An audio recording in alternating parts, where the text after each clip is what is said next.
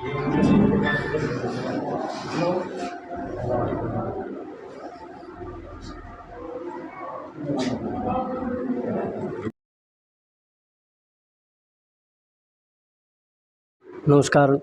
किसान मित्र, यहाँ चैनल देख रहे हैं सारे लक्ष्मी राखी की राम राम।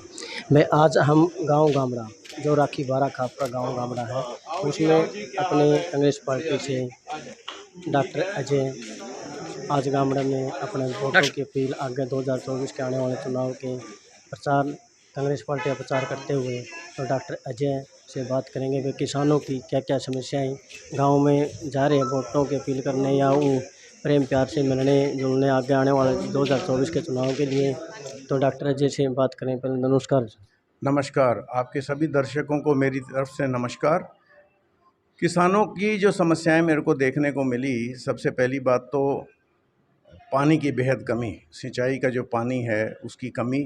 नंबर 2, जिस प्रकार से मंडी में जो ये फसल दे करके आते हैं, बेच करके आते हैं, पेमेंट में जो डिले हो रहा है, जो पेमेंट आने में बहुत इंतज़ार इनको करनी पड़ती है। 2 प्रकार की चीज़ें ऐसी हैं जो लगभग हर गांव में देखने को मिली हैं।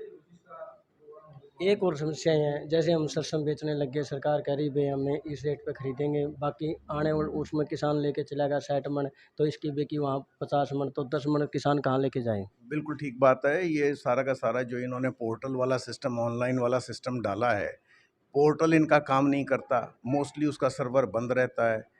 बहुत लोगों की फसल का ब्यौरा ढंग से डाला नहीं गया है, तो पूरी फसल बिक नहीं पाती। नंबर 2, चढ़ नहीं पाती, और नंबर 3, उसकी पेमेंट का ज़बरदस्त डिले है। तो ये सारी की सारी दिक्कतें लोगों को आ रही हैं। एमएसपी पे जिस प्रकार से फसल बिकनी चाहिए वो बिक्री भी नहीं हो पा रही है। एमएसपी के नीचे लोगों को मजबूरन फसल बेचनी पड़ती है।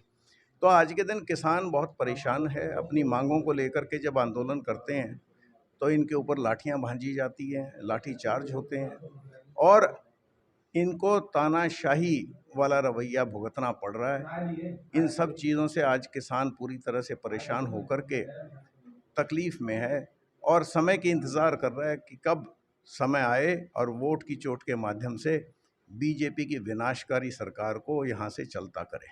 2022 में जो अपने जल भरा हुआ था उसका ही मुआवजा नहीं आया, आज भी सारे किसान धरना धरे हुए स्टेट के अंदर उसके आगे, तो उसमें आपका क्या विचार। अब वो तो पेमेंट आने के बावजूद जो है पेमेंट रिलीज़ नहीं हो रही है।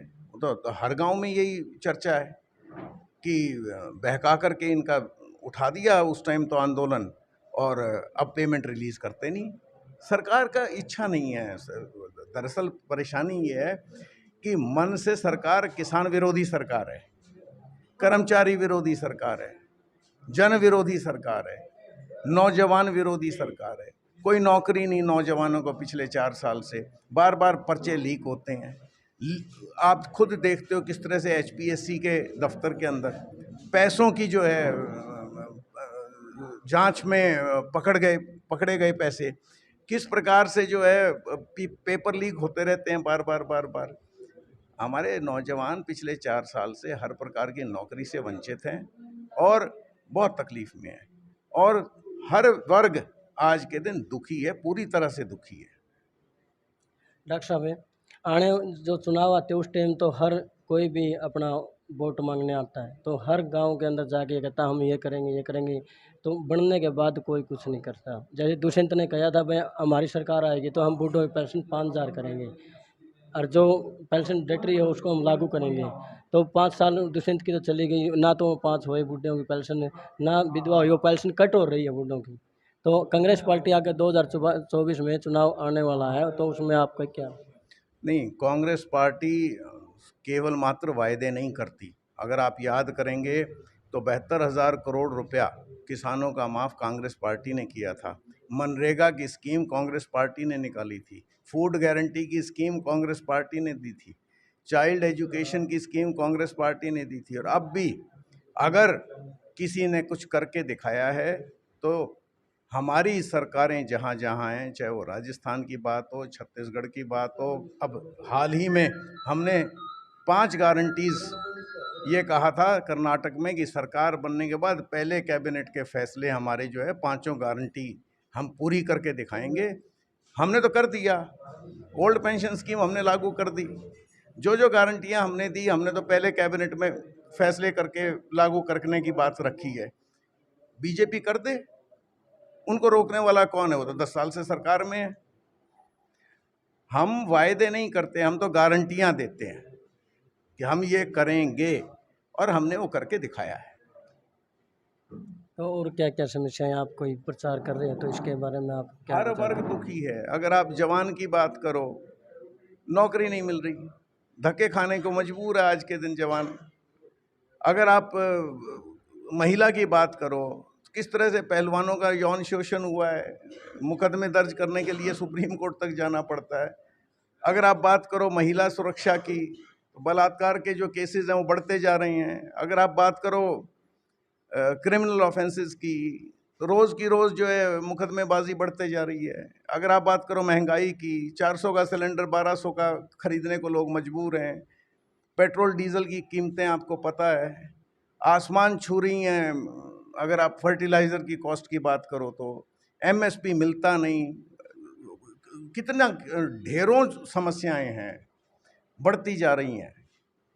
2024 के लिए आप चुनाव के लिए कर रहे हैं, आपको कितना समर्थन मिला? नहीं, मैं चुनाव के लिए अभी नहीं घूम रहा हूँ। राहुल गांधी जी ने भारत यात्रा की थी।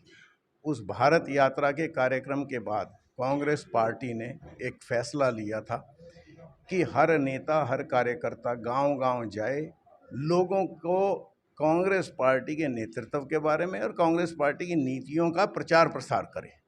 मैं तो वही काम करता घूम रहा हूँ। हम क्या कर सकते हैं, हम किस प्रकार की पार्टी हैं, हमारा नेतृत्व किस प्रकार से निर्भीकता, निडरता से लोगों के मुद्दे उठाने में सक्षम है।